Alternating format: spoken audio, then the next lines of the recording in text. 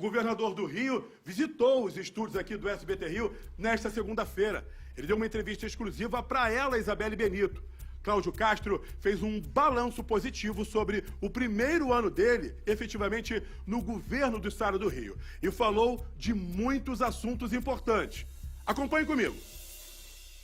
2021. O ano está acabando, mas é claro, para a gente olhar para um futuro promissor, a gente tem que analisar esse passado, esse ano de 2021. Na entrevista especial de hoje, eu recebo aqui nos nossos estúdios ele, o governador do estado do Rio de Janeiro, Cláudio Castro. Tudo bem, governador? Tudo bem, Isabelle. Que alegria poder voltar aqui, de poder voltar a bater esse papo, ainda mais nesse finzinho de ano, né? Nesse clima já de final de ano, né? É verdade. Lembrando que da primeira vez, né, como governador, eu fui até a sua casa, né? É verdade. Hoje eu tô vindo na sua. Exatamente. Então, uma honra. Primeiro, antes de qualquer coisa, muito obrigada aqui nos estúdios do SBT Rio, essa nova casa, tá, governador? Gostou da nossa nova casa? Então, maravilhosa a casa aqui. Tem uma vista fantástica. Acho que daqui a pouco o pessoal vai conseguindo pegar aí um pouquinho o fundo aqui. Gente, que vista maravilhosa. O Rio de Janeiro é lindo, né? Exatamente. Vamos jogar. É Rio de fácil. Janeiro é maravilhoso, né? Vamos puxar a sardinha para o nosso lado. É o cartão postal natural. É um quadro, né? É um quadro natural. Gente, aqui não é quadro. Isso daqui é uma imagem ao vivo da nossa câmera aqui, do alto dos nossos estúdios. Aqui a gente tem a nossa janela natural e esse é o nosso Rio de Janeiro. É verdade. Falando nesse nosso Rio de Janeiro, que ano foi esse, hein? Do ponto de vista de governador, foi desafiador demais? Olha, Isabelle, desafiador demais. Um ano de muito aprendizado. Eu brinco assim que minha vida é faculdade, mestrado, pós-mestrado, pós-doutorado, doutorado, tudo junto. A gente tem que aprender tudo junto, de uma vez só. E foi um ano de muito aprendizado, um ano de aprender o que é realmente o governo. Porque eu era vereador, né? Vereador, você tem parlamentar, você tem uma situação. Depois vice, depois o tempo interino. E agora, realmente, efetivo, foi um ano de muito aprendizado. Essa é a palavra, um ano de aprendizado, um ano que realmente a gente conseguiu ver as coisas darem certo. O Rio está voltando a dar certo. E isso é um orgulho muito grande para todo aquele que trabalha com a coisa pública. É claro que, como jornalista, a gente se prepara para todo tipo de entrevista. Mas, principalmente, a gente nem sempre gostaria, mas nem sempre tem a oportunidade de estar com o governador. E eu pensei justamente em relação a fazer essa entrevista, porque eu parei para pensar, é o ano do governo Cláudio como governador, né? Passou daquela fase interina que quando a gente conversou, você tomava muito cuidado, não, vamos esperar os processos, tinha tudo aquilo. E mais, no ano de 2021, nesse ano em que a gente começa com a certeza, mas a incerteza, a vacina existia, mas existia toda uma questão da vacinação da população. Em seguida, a gente tem os números aumentando mais uma vez. E depois a gente vem com essa perspectiva e que a gente está agora e que a gente quer ficar, que é de renovação, de busca. Eu avalio o governador como, principalmente assim, como apresentadora, mas eu fiquei pensando no caso como governador mesmo. É você estar na frente do carrinho numa montanha-russa. Todo dia. Todo dia, não é? Todo dia. A gente acorda de manhã, tiveram situações muito sensíveis, que eu sou acordado às 5h30 da manhã por uma notícia bombástica, e você tem que dar uma solução rápida, você tem que botar a cara. Outras vezes você está no meio do dia, o dia todo caminhando para um lado, e acontece uma situação, caminha para o outro. Situações que a gente tem que vão acontecer, coisas importantes, como teve a questão do leilão da SEDAI, um dia assim, de uma ansiedade enorme.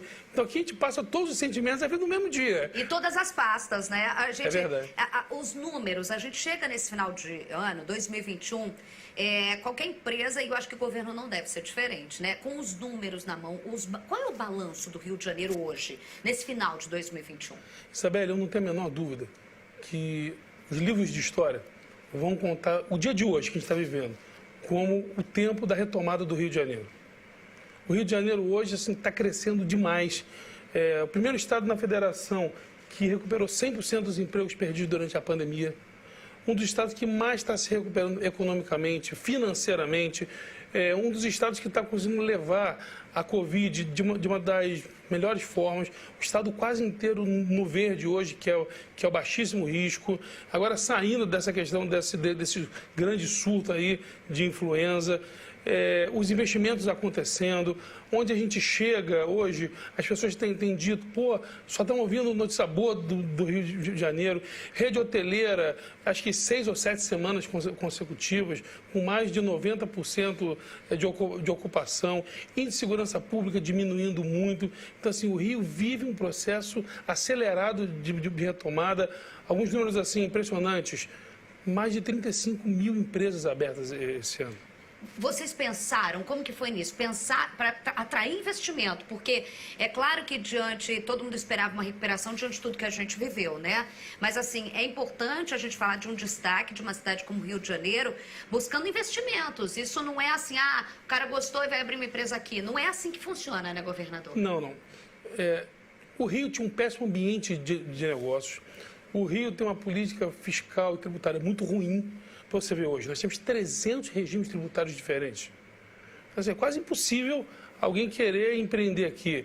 A gente tinha uma instabilidade política Exatamente, enorme. uma incerteza política. Uma incerteza. Né? Se você não sabia se o governador naquele dia ia mandar um aumento de imposto, se a Assembleia ia votar uma mudança, se tinham situações de concessões de um dia para o outro derrubadas. Então, assim, era uma incerteza política, jurídica, um ambiente de negócios para o empresário. Horroroso.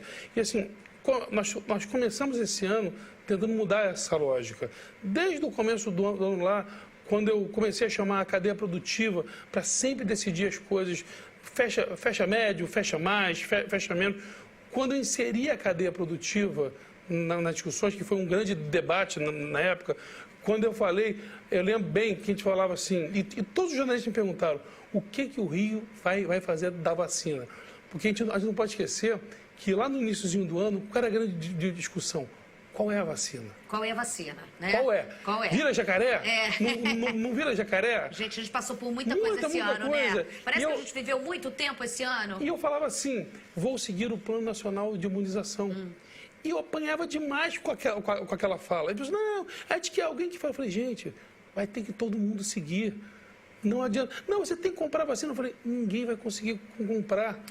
Naquele dia que a gente conversou no Palácio, eu falei, e a vacina?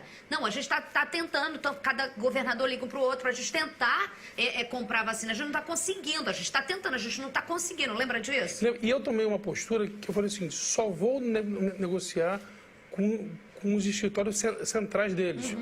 Porque, é óbvio, quem tinha passado o que o Rio passou, pois é, com respirador, com hospital de campanha, né? Eu não podia chegar alguém aqui e falar, eu tenho vacina, toma aqui um dinheirão antecipado e leva. Eu não podia ter essa postura mais. Então, a gente teve uma postura, eu lembro que eu fechei o ano passado com 800 milhões em caixa, reservado para se eu pudesse comprar vacina. E a gente começou a mandar e-mail para todas as fábricas fora. Não mandei para nenhuma daqui. Mandei só para os escritórios centrais deles. E todas as respostas eram a mesma. Nós estamos negociando com o governo central. Nós estamos negociando com o governo central. Aquele dia você tinha chegado de Brasília para tentar também. Lembra disso? Lembro. Também era uma negociação. E aí, eu tinha tomado uma decisão de ver o que o Plano Nacional de Imunização mandava o Estado fazer. Então, eu comprei os insumos mais baratos do país. Nós compramos a seringa e a agulha por 17 centavos. Ninguém conseguiu comprar nem pelo dobro. Porque a gente, enquanto estava todo mundo discutindo, eu falei, já que eu não vou comprar vacina, vamos ver o que eu vou fazer. Quando chegar a vacina. E montei a logística com os helicópteros.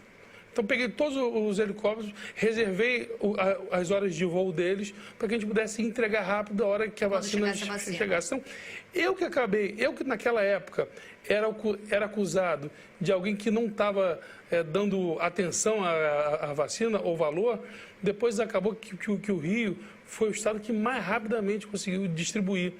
E a gente demonstrou que tirar essa politização, essa polarização e focar no que a gente tem que fazer, isso é o que dá o verdadeiro resultado. Isso ajudou a retomada da gente conseguir mais rápido? Eu falo porque a gente é um estado em que a gente tem, e que muitos na sua cadeira já falaram, o petróleo, que é o turismo. A gente fez uma série agora sobre o Rio está preparado para esse turista e você está preparado para o Rio de Janeiro. E a gente está ligado isso, a questão da saúde é super importante, né? A gente conseguir fazer isso, a gente conseguir... Porque turismo é propaganda também, né? Você claro, conseguir mostrar... imagem. É imagem. Então, assim, essas questões também afetam diretamente a economia, né, governador? As pessoas esquecem disso. Quando você tem um bom ambiente, você tem as empresas aéreas querendo voltar, você tem os hotéis reabrindo as vagas, você tem um nível de confiança na segurança pública, que também ninguém vai para um local que acha que está em guerra. Exatamente. Esquece, ninguém vai para o local. Então, assim, os índices de segurança começaram a melhorar, os empregos começaram a voltar. O secretário Gustavo Tuca teve uma grande ideia, que a gente fez uma grande campanha Brasil afora. Então, a gente se focou menos no turista externo e começou a se focar no turista interno. Até o Diogo Nogueira foi o nosso grande padrinho, o nosso grande rosto. Fez 7 ou 8 shows de divulgação do Estado e começou a dar certo. Realmente, investir no que a gente tinha que fazer começou a dar certo. E aí o Rio voltou a recuperar os empregos, o Rio voltou a ter uma situação econômica melhor. A questão da concessão da SEDAI é um divisor de águas enorme. E ela não é à toa, Isabelle. É polêmico, né? Não, e mais, ela não é à toa porque ela dependeu desse novo ambiente jurídico. Quando você tem o fundo de Singapura botando o maior investimento deles fora de Singapura, no Rio de Janeiro... E as pessoas demoram a entender essas questões, né? Eles demoram a entender esse tipo de... O mundo começa a te olhar diferente. Sim. Quando eu fui a Mérida palestrar no encontro de Smart Cities, que o Rio já não era convidado há anos para uma situação como essa, foi por causa da SEDAI. Quando eu fui convidado agora para palestrar em Barcelona, na Feira Mundial de Smart Cities, foi por causa da SEDAI. Então, a SEDAI deu para a gente um novo respiro, de credibilidade. Essa credibilidade que a gente tinha perdido. Tem um dado na concessão da SEDAI que ele é impressionante. Qual? É uma das únicas concessões da história que nenhum segundo colocado recorreu. Foi tão transparente e as pessoas sentiram tanta verdade no processo que ninguém recorreu. E lembrando sempre do histórico do Rio de Janeiro, que a gente sempre fica com a questão da transparência embaixo da manga, né? A gente sempre fica questionando, né? E foi tão transparente que nenhuma empresa falou assim, não, eu perdi, porque perdi mesmo, porque o outro tinha uma capacidade financeira maior de levar tudo.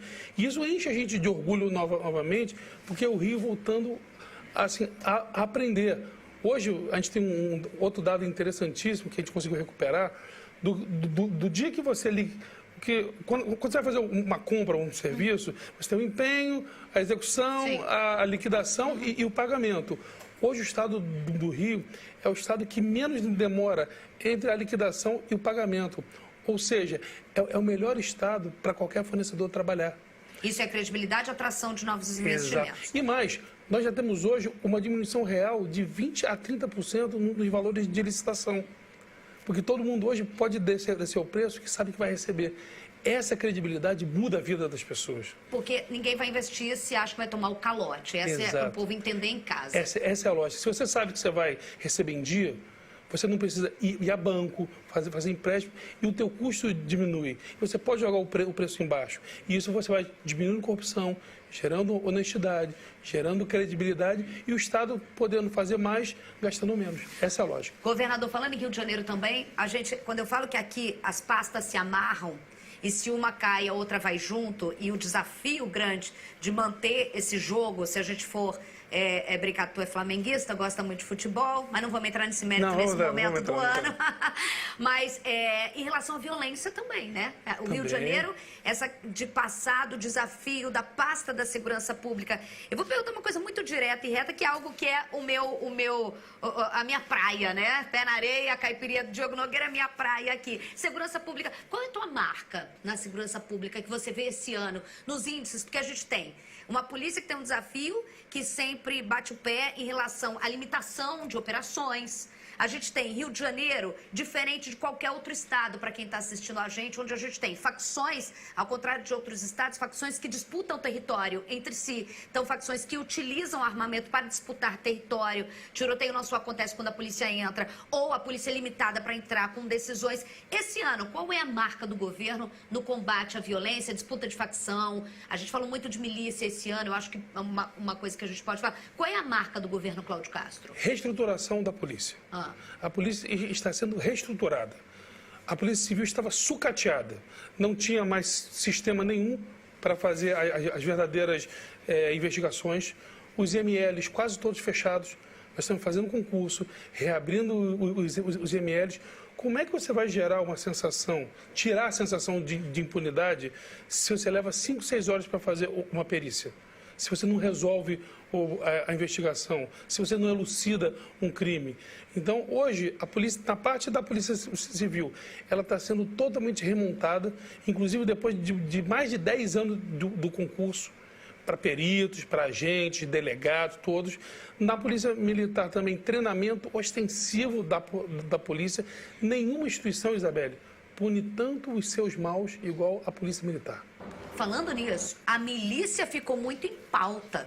Muito. Nesse segundo semestre, né, a gente acabou de cobrir um evento dos 1.000 milicianos presos pela Polícia Civil.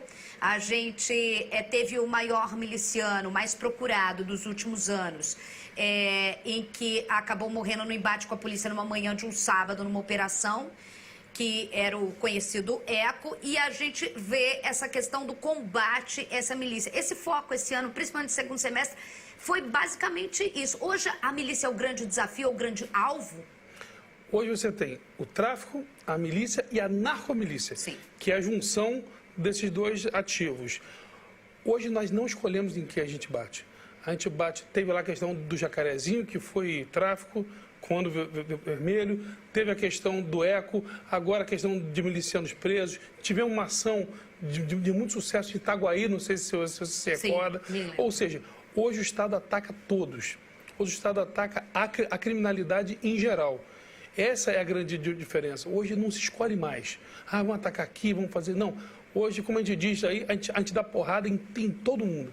Fez mal feito, a gente dá porrada em todo mundo, Isabelle. E, governador, eu também sinto, porque essa é um momento em que eu percebo, a gente sempre fala muito de operações, prisões, bandido reagiu, morreu, não importa. A gente sempre fala aqui, a gente fala de tráfico e milícia, por uma questão até da gente entender as localidades. Mas é tudo uma prática só, ultimamente. A gente não vê muito essa divisão do modus operandi dos criminosos no Rio de Janeiro.